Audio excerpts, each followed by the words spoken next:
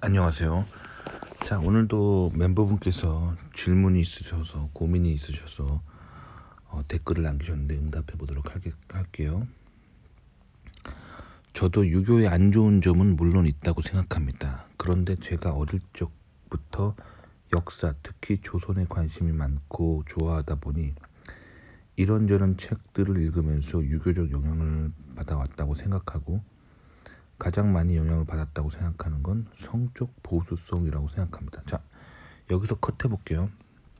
자, 지금 보수라고 얘기하면서 가로 열고 지금 컨저버티브라고 말씀하셨어요. 섹슈얼 컨저버티브. 근데 유교는 컨저버티브가 아니에요. 그러니까 그 영어 단어 컨저버티브를 저기다 쓰시면 안 됩니다.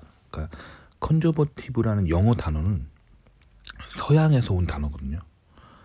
근데 이 컨저버티브의 사전적인 뜻은 뭐냐면 전통적 가치를 지키는 사상을 컨저버티브라고 하거든요. 그 영어 사전에 나와 있는 그 정의 때문에 님이 지금 유교의 어떤 전통을 지키는 거를 컨저버티브라는 영어로 단어를 쓰셨는데, 사실 이 영어 단어가 유래한 서구권에서 말하는 컨저버티브라는 거는, 이 영어의 뜻은 컨저버티브인데 뭘 컨저버하냐면 바이블을 말하는 거예요. 성경적 가치관.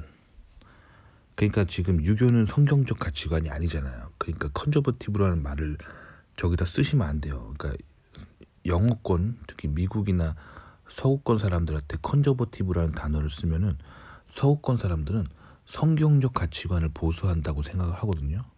그러니까 님은 지금 그 유교가 가지고 있는 성적 보수성, 그러니까 뭐 남자와 여자와 이렇게 남녀 칠세 부동석이고 여자는 뭐 결혼하면 그 남자한테만 이렇게 매여 있어야 되고 뭐 그런 거 말하시는 거잖아요. 이거는 컨저버티브가 아니에요. 이거는 그러니까 유교적인 가치관에 매여 있다라고 얘기를 해야 되는 거예요. 유교적 가치관을 지키는 것이라고 말해야 되지, 그 보수라는 말을 쓰면 안 돼요. 그러니까 한국에 이 보수라는 말이 들어오면서 굉장히 이렇게 왜곡된 면이 있어요. 그러니까 컨저버티브라는 단어가, 예를 들어 볼게요. 제가 한국에서 직장을 다닌 적이 있었거든요. 그 미국에서 박사 마치고 들어와가지고 한국 들어와가지고 그 한국에서 잠깐 직장 생활 하다가 다시 미국에 나왔거든요. 그때 한국에서 직장 생활하면서 제가 미국에서 배웠던 그 통계 이론과 통계 소프트웨어가 있거든요. 오픈 소스 소프트웨어. 그런 것들을 좀 부서에 있는 그 학부 출신들한테 좀 알려준 적이 있어요. 왜냐면 그 회사에서는 그 통계 그 소프트웨어를 쓰고 있었거든요. 공장에서의 그런 수율을 체크하려고 통계 소프트웨어를 쓰고 있었는데, 거의 통계 소프트웨어 한 카피당 거의 1,000만 원이 넘는 굉장히 비싼 소프트웨어를 쓰고 있는 거예요. 근데 그 소프트웨어 쓸 필요가 없거든요. 그거랑 대응하는 오픈소스 무료 통계 알고리즘이 있어가지고 그냥 인터넷에서 공짜로 다운받아가지고 컴퓨터에 설치하면은 성능이 되게 좋고 그 기능도 훨씬 많아요. 굳이 1,000만 원이나 내고 그렇게 통계 소프트웨어를 쓸 필요가 없거든요. 그래서 제가 무료 소프트웨어 쓰는 법 알려주고, 무료 소프트웨어도 그 인터넷에 보면은 사용법이 막 널려 있고 누가 만들어 놓은 코드가 되게 많기 때문에 그냥 다운받아서 쓰면 되는데 왜 1,000만 원이었을까 생각하고 제가 사람들한테 그걸 다 알려줬어요. 미국에서는 보편적으로 쓰는 소프트웨어거든요. 무료 소프트웨어. 그러니까 그 학부 출신들이 되게 충격을 받은 거예요. 아니, 공짜로 이렇게 쓰면 다 되는 거를 우리가 그동안 1,000만 원이나 내면서 쓰면서 이 1,000만 원 결제 받으려고 임원들한테 맨날 이렇게 쪼르고 너무 힘들었는데 이게 공짜였더니 하면서 충격을 받은 거예요. 그러면서 저한테 뭐라 그러냐면, 아, 박사님은 정말 진보적이세요, 그러는 거예요. 그러면서 아, 저희 부서에 그 계시는 그 한국에서 박사하신 분들은 너무 보수적이세요. 자기들이 박사 때 배워왔던 거 그대로 그 회사 와서 밑에 사람들한테 쓰라고 하고 자기도 쓰라고 이렇게 강요하면서, 그러면서도 또 그것도 뭐 새로 나온 소프트웨어 같은 거 잘 가르쳐 주지도 않고 너무 보수적이셔서 너무 힘든데 박사님은 너무 진보적이어가지고 너무 좋네요. 그런 거요. 자, 진보와 보수의 개념을 이게 잘 모르잖아요. 그러니까 이 컨저버티브랑 리버럴의 뜻을 모르는 거예요. 그러니까 그게 한국 단어로 그냥 번역된 그 단어를 쓰면서 그 의미를 거꾸로 생각하는 거예요. 자, 다시 한번 제가 항상 말씀드리는 그 컨셉으로 정리해 드릴게요. 자, 영어로 컨저버티브라는 말은 성경적 가치관, 즉 바이블을 컨저브한다는 거예요.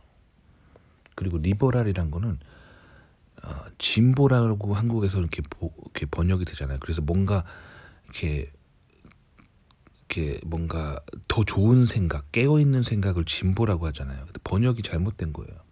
리버럴의 뜻은 뭐냐면 자유의라는 뜻이에요. 자유.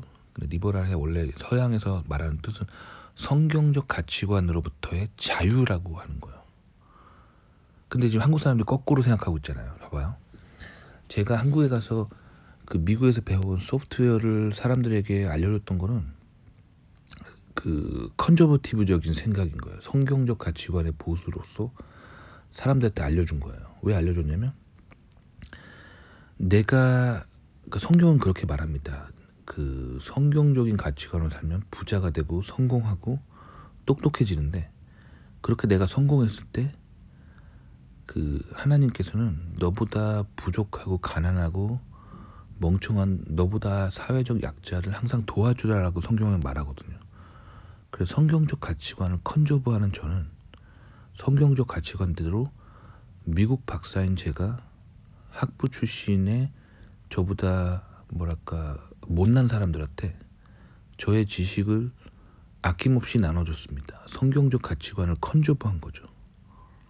이해가셨나요? 그러니까 저는 컨저버티브의 관점으로 사람들에게 행동을 베풀었는데 한국 사람들은 그거를 리버럴이라고 생각하고 그리고 국내 박사들의 행각들 뭐 자기가 10년 전에 혹은 15년 20년 전에 자기가 박사할 때 자기 지도 교수한테 배워온 그 랩에서 배워온 그 구닥다리 소프트웨어를 20년 동안 안 바꾸는 그 생각을 보수, 그걸 보수라고 컨저버티브라고 얘기하니까 이 뜻이 거꾸로 쓴 거잖아요. 그건 제가 봤을 때 그 국내 박사들의 그런 행동은 자기 밥그릇 지키려고 그러는 거거든요. 20년 전에 랩에서 배워온 거 계속 유지하면 자기가 편하니까. 그리고 새로운 소프트웨어, 무료 소프트웨어 해외에서 나오는 거를 자꾸 다운받아 쓰면은 어떻게 보면 자기 입지가 좀 안 좋아지죠. 그리고 또 새로운 거 공부해야 되니까 귀찮고. 그러니까 인간적인 관점에서 자기 편하려고 이기적인 관점에서 그렇게 그 구닥다리 소프트웨어를 부서에 쓰라고 강요한 거잖아요. 이게 성경적 가치관, 반성경적인 가치관이에요. 그러니까 이거는 리버럴입니다. 아시겠죠? 그러니까 한국 사람들이 좌우를 헷갈려요. 그러니까 본인이 보수라는 단어를 쓰고 본인이 진보라는 단어를 쓸 때 왜 내가 이걸 헷갈리고 있는가를 생각해 보시면 이 진보라는 단어와 보수라는 단어를 누가 가르쳐 줬는지 생각을 해보세요. 처음 나에게 진보라는 개념이 뭔지 가르쳐 준 사람과 보수라는 개념이 뭔지 가르쳐 준 사람을 떠올려 보세요. 원래 서구권에 쓰는 컨저버티브와 리버럴의 뜻을 거꾸로 알려준 사람이 누군가? 아마 학교 선생님일 거예요. 그래서 학교 선생님들이 다 좌파인 거예요. 학교 선생님들이 좌파입니다. 그래서 학교 선생님들이 그 종북 세력이랑 연결되어 있는 거 다 아시죠? 학교 선생님들이 하고 있는 교육들이 굉장히 좌파적인 교육이에요. 좌파들의 특징이 뭐냐면 가치 체계의 전도를 함으로써, 그러니까 가치 체계를 뒤바꿈으로 함으로써 그 좌파 이데올로기를 완성한다는 게 이 좌파들의 어떤 아젠다예요. 그래서 마르크스 레닌주의자들이 그들이 주장하는 게 뭐냐면 그 세상의 전통사에서 원래 선과 악이 있다면 그 가치 체계를 뒤바꿔 버려라. 악과 선을 뒤바꿔서 선이 악이 되게 하고 악이 선이 되게 해가지고 이렇게 가치 체계를 뒤바꿔 버릴 때 우리가 이 사회주의 공산주의를 이룰 수 있다라는 아젠다를 가지고 있어요. 그러니까 그 아젠다를 아주 교과서적으로 충실하게 이행하고 있는 거예요. 그러니까 학교에서, 특히 한국에서 학교에서 받는 교육들은 굉장히 조심하셔야 됩니다. 교사들이 굉장히 좌파적이에요. 그래서 보수와 진보의 원래 뜻을 왜곡합니다. 좌파들한테 보수가 뭐고 진보가 뭐야 물어보면 좌파들이 뭐라고 말하냐면, 보수라는 거는 옛날 구닥다리 생각을 가지고 있자는 거고, 진보라는 거는 새로운 생각으로 새롭게 바꾸자는 뜻입니다. 이렇게 말합니다. 그러니까 여기서 가정은 뭐죠? 진보는 진보는 좋은 거고 새로운 생각이니까, 그리고 보수는 구닥다리 나쁜 거다. 벌써 못을 받고 얘기하잖아요.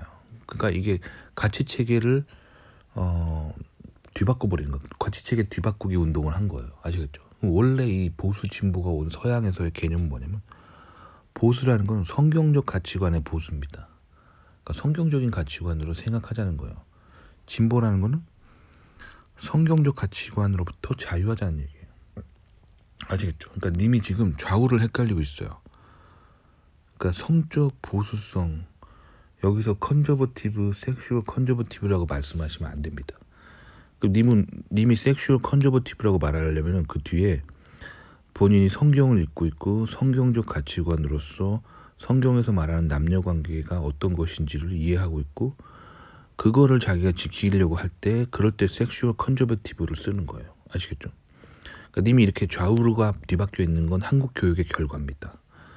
아시겠죠? 그러니까 미국 가실 분이니까 제가 얘기해 드리는 거예요. 그러니까 미국 사람들한테 이 섹슈얼 컨저버티브라는 단어를 쓰면은, 이 사람은 성경적 가치관으로 성에 대해 이해를 하고 있구나, 이렇게 보시면 돼요. 근데 님은 지금 솔직히 님은 글을 다 읽어봤는데 님은 좌파 진보적이에요. 미국 사람들이 봤을 때.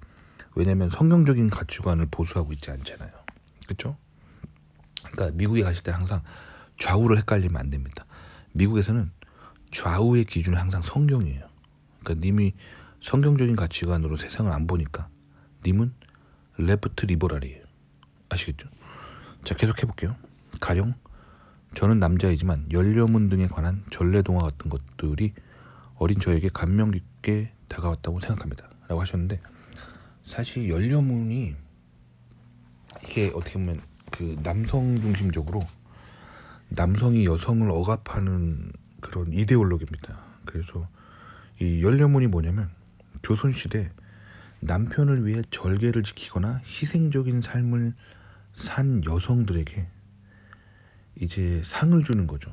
그래서 그 유교적인 관점으로 연료가 되면은, 그 인정을 받으면 그 조선시대 때는 그 세금이 면제되고 혜택이 늘어나요. 왜냐면 조선의 지배 이데올로기인 그 유교 성리학을 잘 지켰기 때문에 연료가 된 거거든요.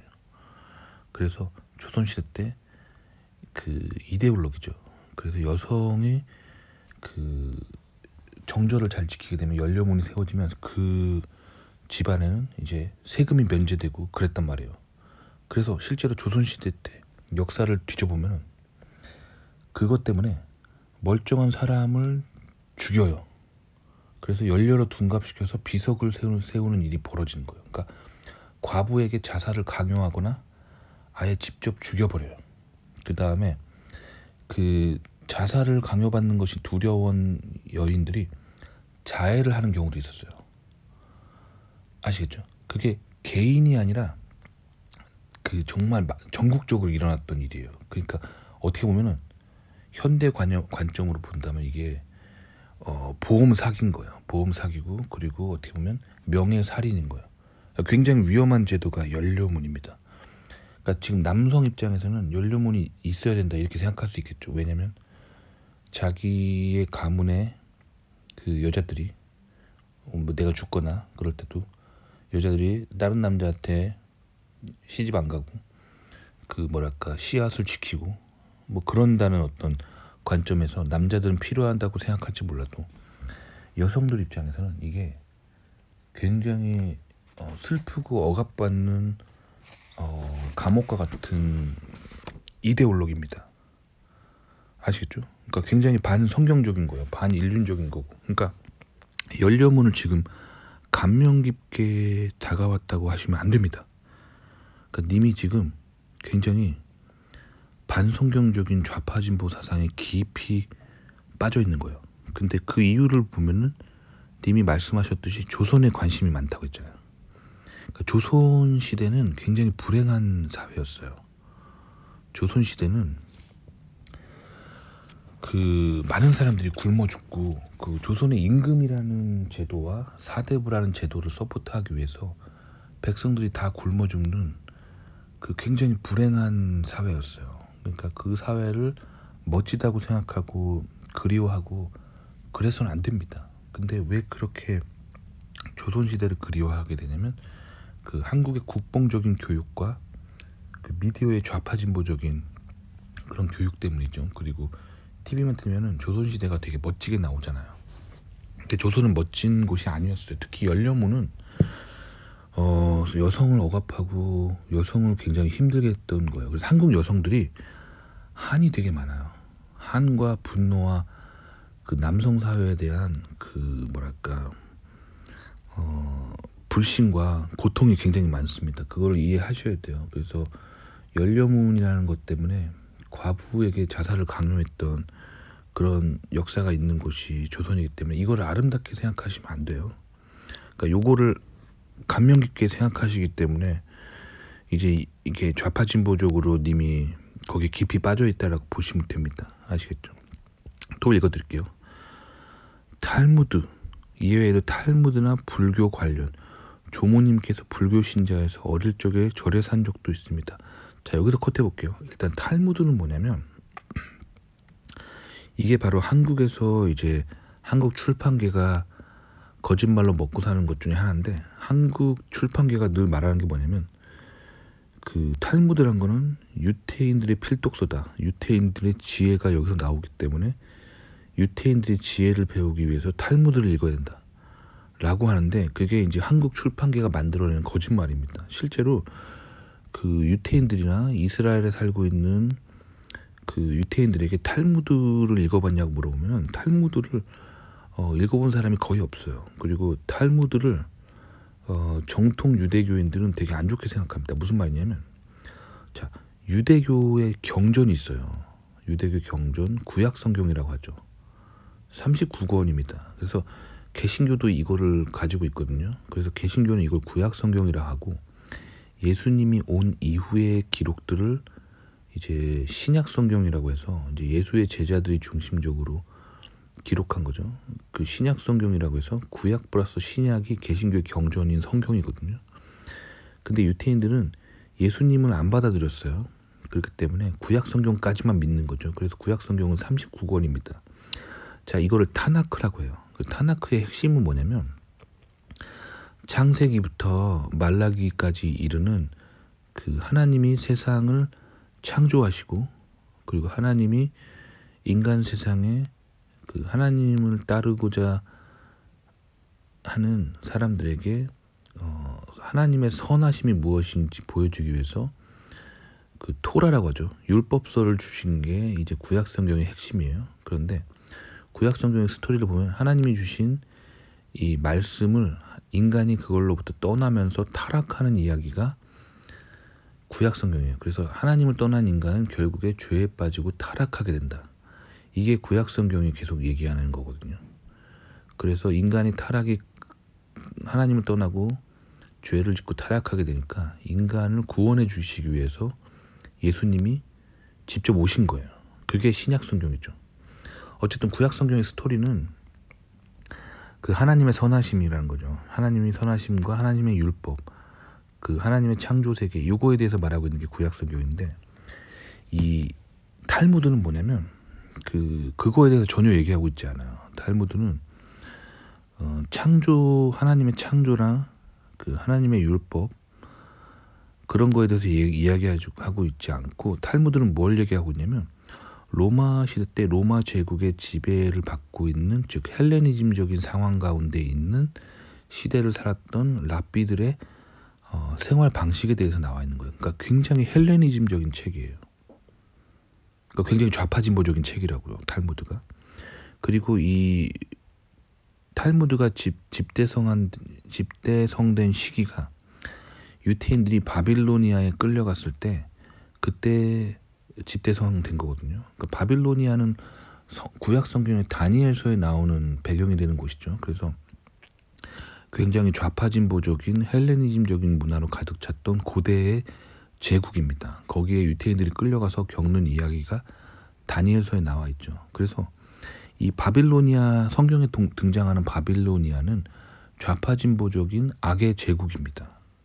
그러니까 바빌로니아의 영향을 받아서 쓰여진 기록들, 그리고 로마 제국의 압제하에 그 랍비들의 생활태도, 이런 것들이 적혀 있는 책이기 때문에 탈무드는 굉장히 좌파진보적인 책인 거예요. 그러니까 님이 탈무드를 읽었다고 했잖아요. 그러니까 님이 이렇게, 제가 봤을 때 님의 정신세계가 굉장히 좌편향돼 있어요. 탈무드는 좌파진보적인 유대인들의 전승 기록입니다. 아시겠죠? 님이 보수 우파적이려면은 타나크라고 하는, 즉 구약 성경을 읽고 뭐 그거에 감명 깊고 뭐 그랬다면 님이 보수 우파지만, 탈무드를 감명 깊게 읽었다가 하면 님이 좌파진보인 거예요. 그러니까 이스라엘이나 유대인들 중에서도 보수 우파, 이런 사람들은 오소독스주의시라고 하거든요. 보수 우파 유대인들은 이 타나크라고 하죠. 그러니까 구약 성경을 열심히 읽고 탈무드를 안 읽어요. 아시겠죠? 그럼 탈무드는 누가 읽냐? 좌파진보 유대인들이 읽는 거예요. 아시겠죠? 이해 가셨나요? 근데 한국 출판계는 한국 문화가 굉장히 좌파진보적이기 때문에 이 탈무드를 팔면은 장사가 잘 된다는 거를 본능적으로 알기 때문에 이 한국 출판계는 굉장히 좌파진보적으로 출판을 하거든요. 아시겠죠? 그러니까 제가 예를 들면 만약에 성경적 가치관에 대해서 책을 쓰잖아요. 그리고 성경적 가치관을 바라본 뭐 인공지능, 이런 거에서 책을 쓰면 한국 출판계는 딱 원고 읽어보고 리젝트 해버립니다. 아, 이런 건 한국에 안 팔려요.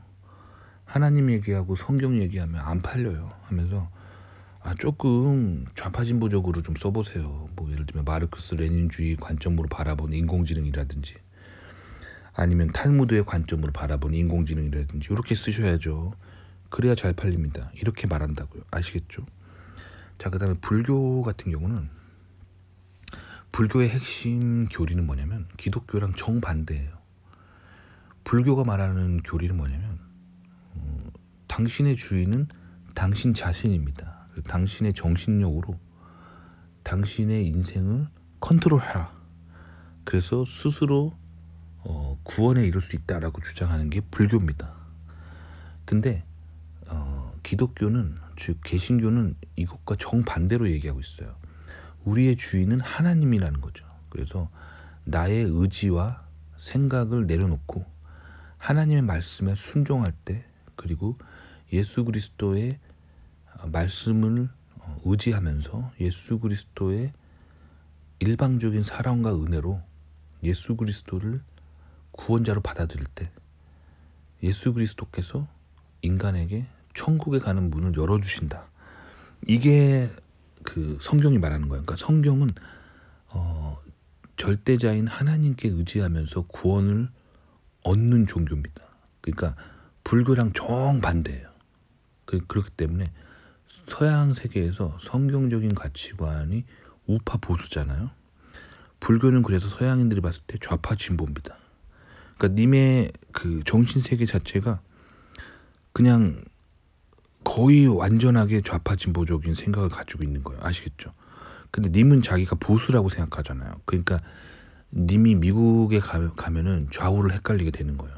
제가 이게 평소에 항상 말했던 그 개념입니다. 한국 사람들은 한국에서 자기가 대대로 보수적이라고 생각해 왔지만 미국 사람들 봤을 때는 진보라는 거예요. 그러니까 님은 미국 사람들 봤을 때는 좌파 진보예요. 아시겠죠? 자, 그래서 계속 읽어드리면 책들도 아주 많이 읽어와서 그런지 성인이 되어서도 술자리 등은 거의 하지 않고 금욕적으로 살면서 여자들과의 만남을 보수적으로 가져왔던 것 같습니다. 컷해볼게요. 그러니까 본인이 보수라고 주장하는 거잖아요. 그런데 님은 성경적이지가 않아요. 그리고 성경적인 가치관을 컨저브하지 않잖아요. 그렇기 때문에 님은 레프트 리버럴입니다. 즉 반성경적이고 성경적인 가치관으로부터 자유하려 하기 때문에 님은 좌파 진보예요. 아시겠죠? 그러니까 님을 비난하고 그러는 게 아니라 님을 제가 지금 분류를 해준 거예요. 미국 사람들이 봤을 때 님은 좌파 진보라는 거예요. 아시겠죠? 자, 계속 읽어드릴게요. 그런데 최근에 일본에서 알게 된 20대 초반의 미국인 백인 유학생이 있어서 서로 호감을 갖고 거의 매일 꾸준히 연락 중입니다. 자, 컷해볼게요. 자, 일본을 미국이 어떻게 바라보는지 알려드릴게요.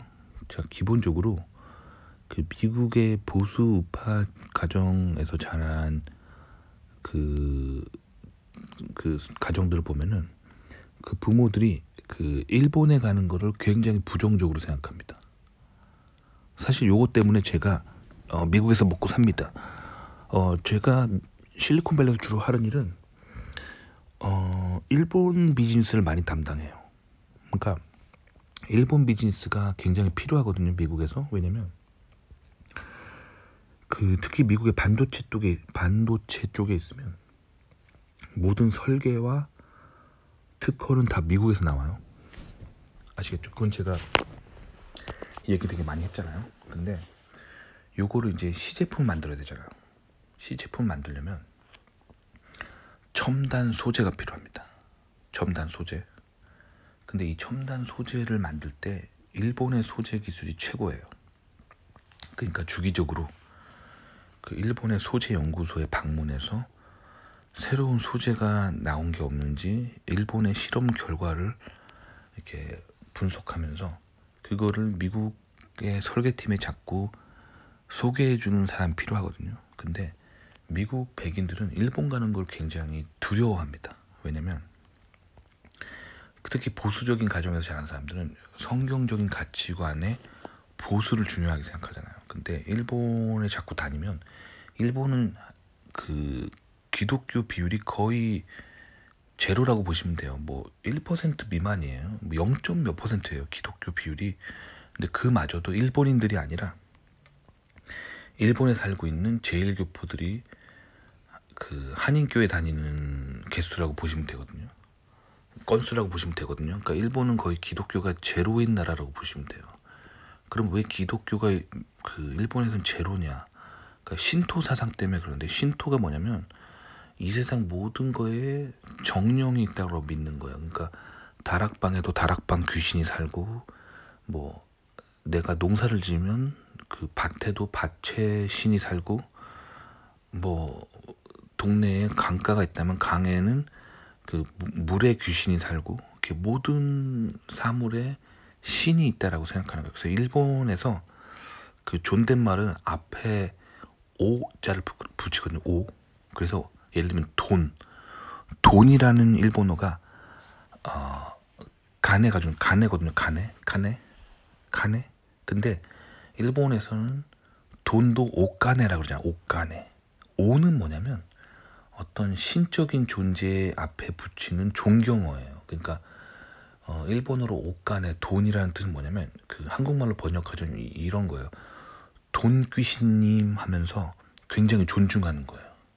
돈 귀신님 하고 이렇게 존중하는 거예요. 그러니까 돈에도 그 신이 있고 정령이 있다라고 믿는 거예요. 그러니까 일본은 이런 정령 사상을 가지고 있거든요. 그래서 미국 사람들이 봤을 때 이게 굉장히 좌파 진보적이고 반기독교적인 거예요. 그러니까 이래서 그 동양인들이 미국에서 좌우를 헷갈리는 겁니다. 자, 한국에서 배운 좌파적인 그 경제, 문화, 교육에 의하면 일본은 우성향이라고 배우잖아요.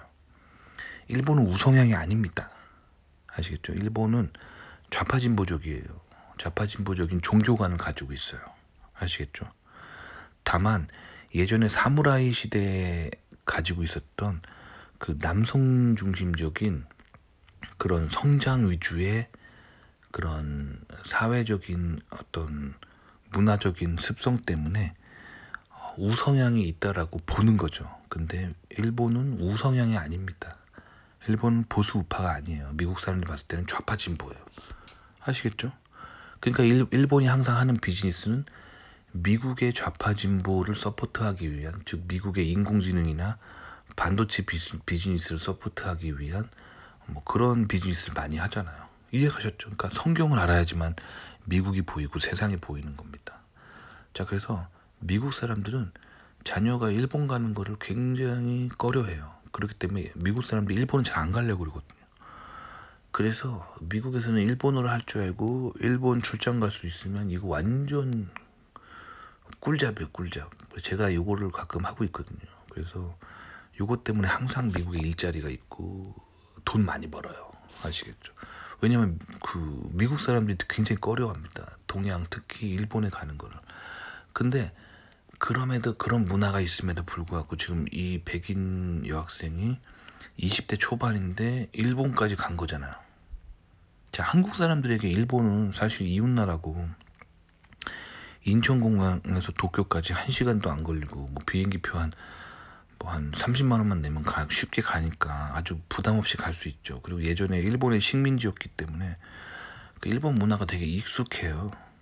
그러니까 한국인 우리에게는 일본 가는 게 큰 문제가 안 됩니다만 이 미국에 사는 백인 입장에서 일본 가는 거는 보통 사람이 아니에요.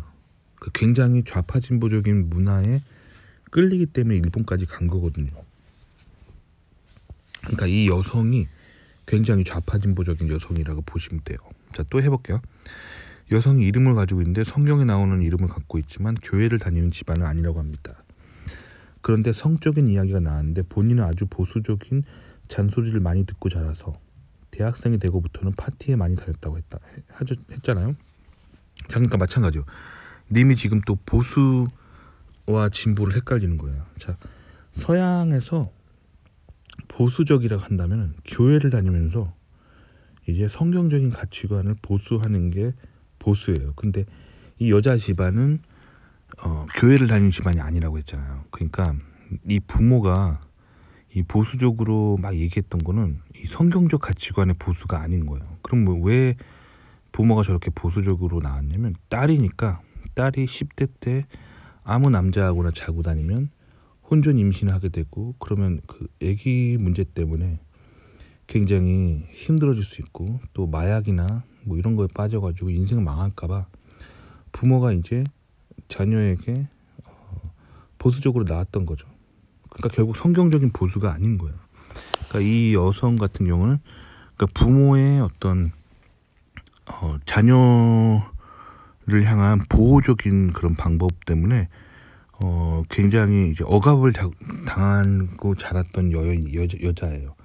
억압받고 자란 사람은 이제 크면서 성인이 되면 이제 방종을 하는 경향이 있거든요. 그러니까 이게 지금 성경적인 보수가 아니라 그냥 억압당하고 자랐기 때문에 성인이 돼서 파티 등에 다니면서 남자랑 이렇게 잠자리를 많이 한 거예요. 보면 남자들이 술을 억지로 먹이고 취해서 잠자리를 가진 적이 많다는 것을 알게 되었습니다.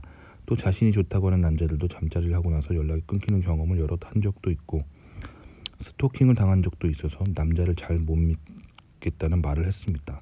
사실 이 부분이 어느 정도 이해가 되는데 평소에 거의 끝나시에 짧은 스커트를 입고 본인의 맨살이 아주 많이 드러나는 옷만 선호하는데 그 나이대 남자들이 호르몬의 노예라는 걸 생각하면 스토킹을 겪을 법하다고 생각합니다. 물론 여자의 잘못이라고 말할 수 없지만요. 자, 여자가 지금 굉장히 이제 몸이 해픈 거잖아요.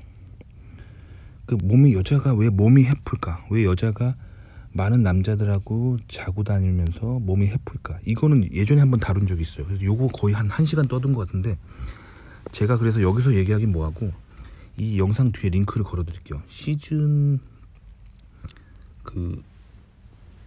제가 어디서 다뤘냐면 그 시즌 1에 542화 여자친구 사귀기 13탄에서 여자는 어디서 만나야 될까?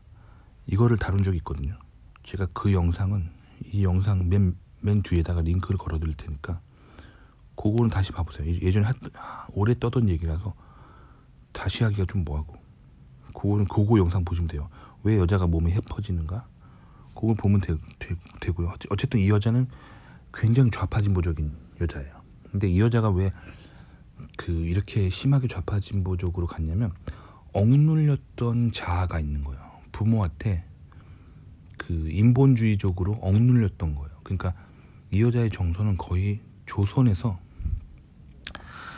억압받았던 여인처럼 미국에서 억압받은 거예요. 그래서 이 여자는 자꾸 억압받는 무엇인가로부터 도망치고 싶은 거예요. 그래서 일본도 가게 되고 이렇게 자유롭게 살고 싶은 그런 마음을 가지고 있는 여자인 거예요. 아시겠죠? 자, 그런데 이 사람과 님이 뭔가 소울 타이 된 게 있어요. 그러니까 묶인 게 있다고요. 서로 영적으로. 그게 뭔지 알려드릴게요. 이게 뭐랑 비슷한 심리냐면 어떤 여자가 있어요. 근데 아빠가 알코올 중독자예요. 그래서 술만 마시고 집에 들어오면 그러니까 딸을 때려요. 그래서 이 여자는 자라면서 나는 절대로 술 먹는 남자랑은 절대 결혼 안 할 거야. 이렇게 다짐을 하겠죠. 아빠가 알코올 중독자고 집에 들어오면 술만 마시면 때리기 때문에. 실제로 있었던 사람이에요. 제가 아는 어렸을 때 알던 누나 중에. 근데 이 누나가 그래서 절대로 자기는 술 먹고 다니는 남자랑은 절대 결혼 안 하겠다고 다짐을 해요. 근데 자기를 이렇게 술 먹고 학대했던 사람이 자기 아빠잖아요. 그러니까 두 가지 감정이 있는 거야. 첫째는 술 먹는 남자가 진짜 싫다. 그러면서도 술 먹는 남자를 보면 자기 아빠를 떠올리는 거예요. 그래가지고 이 누나가 결국엔 어떻게 되냐면 자기가 그렇게 알코올 중독에 걸린 남자가 싫다 했으면서 또 알코올 중독에 걸린 남자랑 결혼을 해요. 그래서 불행한 삶을 살게 됩니다. 그러니까 그만큼 자기가 뭔가 얽매임이 있으면은 그거에 노예가 된다는 거예요. 근데 이 여자는 뭐에 노예가 되어 있냐면 자신을 인본주의적으로 억압하는 조선의 남자 같은 아빠 밑에서 자란 거예요. 그렇기 때문에 이 여자는 그런 게 너무 싫어가지고 자유분방하고 아무 남자나 자고 다니고 노출도 심한 옷을 입지만 또 님을 봤을 땐 자기 아빠 같은 느낌을 받는 거예요. 이렇게 성적으로 억압하고 그렇게 인본주의적으로 억압하는 님의 모습에서 자기 아빠의 모습을 보는 거예요. 그래서 님하고 자꾸 얽히는 거예요. 근데 사실 이게 부정적인 소울타이거든요. 이렇게 결혼하면은 굉장히 둘 다 불행합니다. 왜냐면 둘 다 억압된 자아가 있잖아요. 님에게는 유교적인 환경에서 나고 자라면서 억눌린 자아가 있어요. 그러니까 님은 지금 본인이 보수적이라고 생각하지만 사실 인본주의적인 보수기 때문에 억눌린 자아입니다. 억눌린 자아고 성경적으로 보수가 아니에요. 님은 성경적으로 봤을 땐 좌파 진보예요. 그리고 이 여성도 좌파 진보입니다. 그러니까 좌파 진보끼리 만난 거예요. 아시겠죠? 그래서 기본적으로 억눌린 자아의 소울타이가 있는 거예요. 당신은 여성을 억누르려고 하는 정신이 있고 여성은 억눌린 적이 있는 거예요. 근데 아빠한테 억눌린 적이 있기 때문에 님에게서 두 가지 감정을 느끼는 거야. 저 남자 사람을 억누르니까 싫다라는 감정과 플러스 우리 아빠 같다 라고 하는 감정 때문에 이게 복잡 미묘하게 님이랑 소울타이가 돼 있는 건데 이거는 굉장히 불행하게 인생을 이끕니다. 그러니까 이 여자랑은 사실은 좋은 관계로 갈 수가 없어요. 아시겠죠? 왜냐면 지금 여자가 님한테 끌리는 게 아빠 같아서 끌리지만 님하고 결혼하면 결국엔 이렇게 말할 거예요. 님에게 너는 죄송합니다. 당신은 우리 아빠 같아. 그렇게 나를 항상 억압하고 속박하고 세장에 가둬놓으려고 하지 하면서 결국에는 결혼하면은 얼마 안 가서 파국으로 치닫을 가능성이 굉장히 높다라고 저는 생각합니다. 아시겠죠? 자, 그 다음에 또 읽어볼게요. 이 정도까지만 해도 저에게는 좀 버겁다는 생각이 든다고 하는데 님도 지금 알고 있잖아요. 이 여자가 버겁다는 거, 그렇죠? 버겁습니다. 그렇죠? 계속 읽어볼게요. 이 정도까지만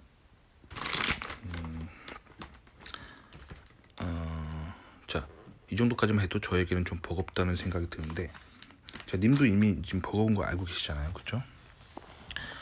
본인은 자신의 과거에 대해 후회한다고 말하면서도 더 기분이 좋아지기 위한 스킬을 연습한다고 생각하면 잠자리를 많이 하는 것이 좋지 않냐는 말을 듣고 저는 정말 쇼킹했습니다. 그러니까 이 여성이 그 억압된 자아 때문에 거꾸로 청개구리처럼 행동하는 거야. 아빠한테 그 인본주의적으로 억압을 받았기 때문에 그 마음이 더 방탕하게 나가고 싶다라는 마음이 가고 있는 거예요. 그러니까 어떻게 보면 마음이 좀 망가진 거예요. 그 아빠한테 좀 너무 뭐랄까 억압을 많이 받아가지고 지금 그런 거예요. 자, 일단 현지는 본인이 남자를 이제 잘 못 믿어서 남자를 만나는 것에 대해 매우 조심스럽다고 이야기했지만 스킬이라고 말하는 본인의 마인드셋이 저는 너무 걱정스럽습니다. 봐봐요. 님은 또 이런 방탕하게 나가는 여자가 또 억누르고 싶잖아요. 그러니까 이게 지금 님하고 여자랑 소울 타이가 된 건데 이건 좀 위험한 관계입니다. 저보고 잘생겼다고 말해주지만 칭찬으로 인해 기쁨보다는 또 다른 잘생긴 남자가 나타난다면 쉽게 몸을 허락하게 되는 것은 아닌가 하는 걱정이 훨씬 앞섭니다. 그러니까 지금 이 관계가 좀 솔직히 말하면 건강하지 않습니다. 자, 그 다음에 이제 읽어보면 저는 미국에서 가장 큰 도시 중에 하나에서 친척 집에서 살았던 적이 있는데 친척분이 한인교회의 장로님이셔서 밥 먹을 때마다 항상 기도하고 주말마다 교회를 갔습니다. 친척 누나는 미국의 유명 과학 특성화고에 아이비리그를 졸업하고 박사까지 하면서까지도 연애를 못하다가 직장에서 처음 만나는 사람과 결혼했습니다. 객관적으로 연애를 못할 정도의 외모는 아니었고 본인을 좋아한다고 따라다녔던 남자도 있었지만 일단 본인의 공부에 매진해 있던 상태에다 어릴 때부터 친척분께서 성경적 가치관에 따라 항상 보수적인 성교육을 하셨다는 것이 큰 이유라고 생각합니다. 그러니까 친척 누나가 굉장히 교육을 잘 받았어요. 봐봐요. 유혹 없이 공부도 잘하고 결혼도 잘하고, 그러니까 이게 성경적 가치관으로 잘 교육받으면 이렇게 되는 거죠. 일단 좋은 케이스를 친척분 중에서 봐서 일단은 다행이라고 생각합니다. 자, 그 다음에 일단 저에게는 똑같은 보수적인 교육을 받았는데 컷해볼게요. 그러니까 여자친구가 받았던 보수적인 교육은 성경적인 가치관이 아닌 거야. 그러니까 님이 이 보수라는 거에 이 정의를 잘못 알고 있는 거예요. 아시겠죠? 이 컨저버티브, 이 보수라는 말은 성경적 가치관의 보수예요. 그러니까 님의 여자친구는 성경적 가치관의 보수적인 교육을 받은 게 아니에요. 인본주의적인 그 가정 문화에서 엄격하게 억압을 받은 겁니다. 마치 유교처럼요. 아시겠죠? 본인의 일탈이 단지 부모의 얽매에 의한 결과라고 말하는 것은 솔직히 변명이라고 생각됩니다. 물론 그 친구의 이야기를 들어볼 때 그 부모님들도 그렇게 현명한 부모님이었다는 생각은 들지 않더군요. 그러나 머리로는 다른 사람을 만나야 한다고 하는데 마음이 아직 그러지 못합니다. 이건 한번 제가 마음을 준 사람에게는 성실하게 책임을 져야 한다는 가치관 때문이라고 생각합니다. 또 컷해볼게요. 그러니까 님이 유교적인 가치관에 얽매여 있는 거예요. 님이. 그러니까 누구한테 마음을 한번 줬기 때문에 내가 책임을 져야 된다. 이거 유교입니다. 이게 바로 유교고 인본주의예요. 내가 뭔가 세상을 책임져야 되고 내가 슈퍼히어로가 돼서 세상을 다 책임져야 된다는 생각이 이제 유교거든요. 그래서 조선이 불행했던 겁니다. 아시겠죠? 자, 인생을 행복하게 살려면은 개인주의적으로 가야 돼요. 그러니까 님이 세상을 다 짊어지고 갈 수 없어요. 님은 님의 고민만 생각해도 족합니다. 자, 그래서 이럴 때는 어떻게 하면 되냐면 제 얘기를 해볼게요. 저도 지금 와이프랑 만나기 전에 만나던 여자가 있었어요. 근데 그 여자는 지금 일단 제 와이프는 굉장히 성실하고 굉장히 좋은 사람인데 예전 여자친구는 와이프 만나기 전에 만났던 사람은 굉장히 이렇게 뭐랄까 책임감이 없는 사람이었어요. 뭘 해도 책임감이 없는 거야. 그러니까 믿음이 안 가는 거야. 뭐 예를 들면 내가 뭐 뭔가 돈을 맡겨놓으면 내 돈을 다 써버릴 것 같고 뭐 그런 거 있잖아요. 내가 옆에서 이렇게 하나하나 이렇게 코멘트를 해주지 않으면 인생이 다 망가질 것 같은 그런 여자였어요. 그럼 그런 여자랑 결혼하면 안 되잖아요. 내 인생이 망가지니까. 그쵸? 그래서 저는 어떻게 했냐면 기도를 했습니다. 하나님, 저는 어떻게 해야 될까요? 하나님께 물어봤어요. 근데 하나님이 헤어지라고 하는 거예요. 하나님이 헤어지라고 했기 때문에 헤어지면 되는 겁니다. 그러니까 기독교인의 삶은 이렇게 심플해요. 내가 슈퍼히어로가 돼서 온 세상을 책임지려고 하는 거는 성경에서는 그건 교만이라고 합니다. 그거는 하나님만이 할 수 있는 일이에요. 인간은 하나님의 피조물로서 그냥 하나님이 허락하신 삶만 행복하게 살면 그만입니다. 그러니까 그래서 그 기독교인들이 그 환경 문제에 대해서 큰 걱정을 안 하는 거예요. 자, 미국 정치를 보면은 환경 문제, 뭐 예를 들면 지구 온난화, 막 지구가 뜨거워지고 있다 하면서 막 환경 때문에 막 걱정하는 게 좌파예요. 그리고 미국의 우파들은 환경 문제에 대해서 크게 걱정 안 합니다. 물론 뭐 쓰레기통에다 쓰레기 버릴 때 제대로 버리고, 뭐 동네 뭐 강물에다가 오폐수 막 무단 투기하지 않습니다. 그렇게 하지 않아요. 그 미국의 보수 우파들은 하나님이 주신 자연을 깨끗하게 사용해야 된다는 생각 가지고 있어요. 근데 그건 어디까지나 그냥 내가 사는 바운더리 안에서 그러는 거지. 지금 정치에서 말하는 것처럼 막 전 세계적인 글로벌 워밍을 왜 내가 걱정하느냐가 그 미국의 보수 우파들의 생각이에요. 그거는 하나님이 하실 일이라는 거죠. 그 슈퍼 히어로가 돼서 전 세계적인 환경을 매니지하는 건 하나님이 해야 될 일이라는 거죠. 왜 인간인 내가 그걸 걱정하냐는 거죠. 그래서 나는 오늘 나의 집안과 내가 그 싱크대에 버리는 물이 그렇게 막 오폐수가 아니면 된다는 거예요. 내가 온 세상을 책임질 수 없다는 거예요. 그래서 미국의 보수 우파는 환경 문제에 대해서 지나치게 오버하고 그렇게 환경 활동하는 거를 반대합니다. 아시겠죠? 왜 미국의 좌파들이 환경 운동하는지 알겠죠? 미국의 좌파들은 자신들이 슈퍼 히어로가 돼서 이 온 세상의 그 환경을 컨트롤해야 된다고 생각하는 게 그게 교만이에요. 아시겠죠? 마찬가지예요. 님도 다른 여자를 끝까지 책임져야 되고 이거 교만이에요. 성경적이지 않습니다.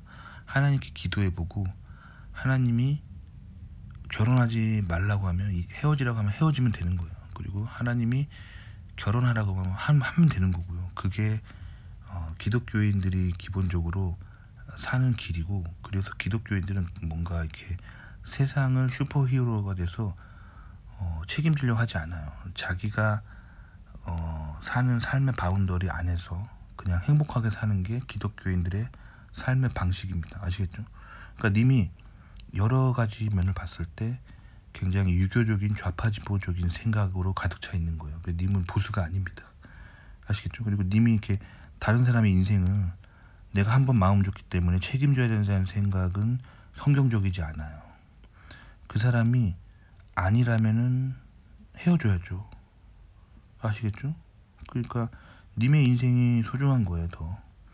자, 계속 얘기해 볼게요. 또 다른 지인인 유부남에게 넌지시 질문했을 때 결혼 이후에 충실하기만 한다면 그 이전의 과거는 신경 안 쓴다는 말을 듣고 생각이 많아집니다.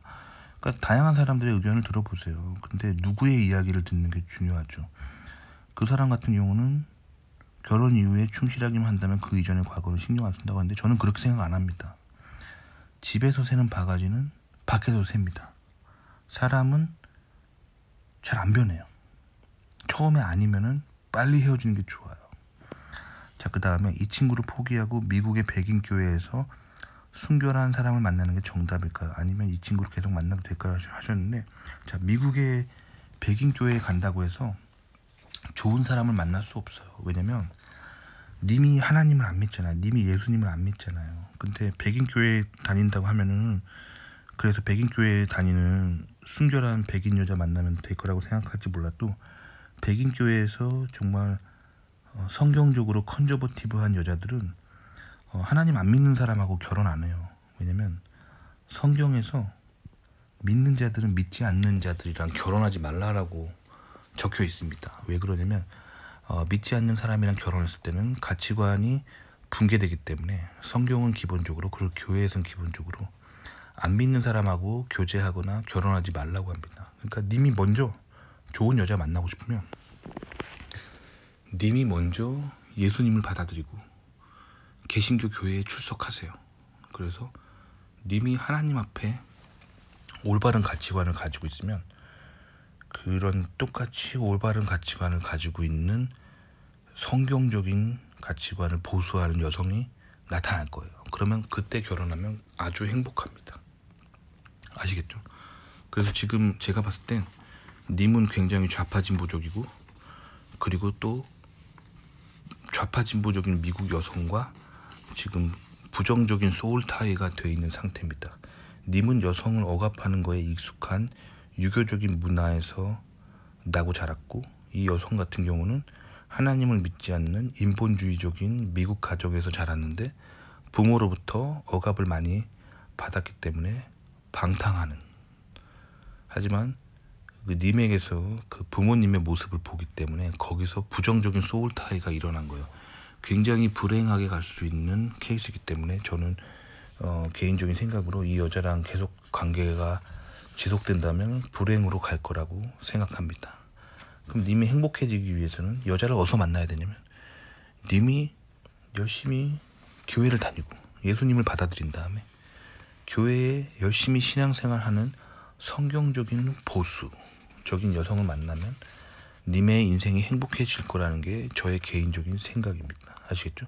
님은 그리고 보수와 진보의 그 정의를 헷갈려 하고 있어요. 항상 말하지만 성경적이면 우파예요. 성경을 자세히 보시면 오른쪽이라는 단어가 되게 강조되어 있는데, 성경에서 말하는 오른쪽은, 하나님의 오른쪽은 하나님의 편에 선 사람들이라는 뜻입니다. 그래서 서양 사회에서 컨저버티브라는 말은 성경적 가치관을 보수하는 사람들이에요. 아시겠죠? 그럼 좌파, 레프트는 뭐냐면, 프랑스 대혁명에서 의회의 왼쪽에 앉아있던 자코뱅파를 레프트라고 하는데, 왜 그들이 왼쪽에 앉아 있었냐면, 서구 사회에서는 기본적으로 하나님의 편에 선 사람들은 그 어떤 정치 활동이나 뭐 이런 걸 할 때 오른쪽에 앉아요. 그러니까 자코뱅파들이 왼쪽에 앉았다는 이유는, 우리는 하나님을 안 믿고, 우리는 하나님을 중요하게 생각하지 않고, 우리는 인본주의자고, 우리는 성경을 반대하고, 우리는 성경보다는 인본주의자야. 이게 자코뱅파입니다. 그래서 그들이 레프트에 앉은 거고, 그래서 그들이 레프트예요. 그리고 그래서 그들은 리버럴을 외칩니다. 리버럴 뜻이 뭐냐면 자유.